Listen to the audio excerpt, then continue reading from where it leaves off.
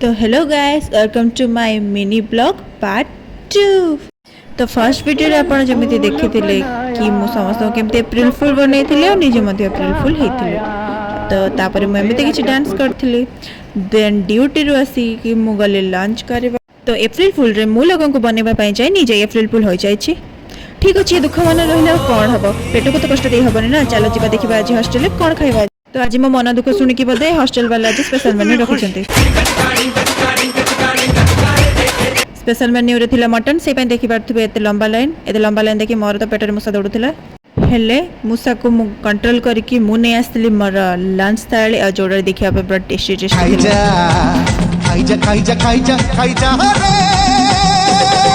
एते बढ़िया खाई सारला परे लोकन को टिके रेस्ट दरकार ना। हेले छाड़, आमे तो जीवु क्लास।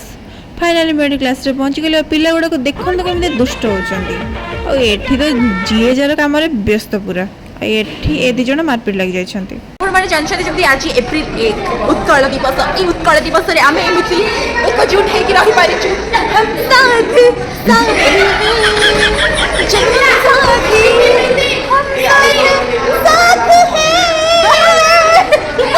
तो आज ब्लॉग टी को एठी ही शेष करूची। वीडियो भल लगी लाइक कमेंट सब्सक्राइब कर देबे। रोची जय जगन्नाथ।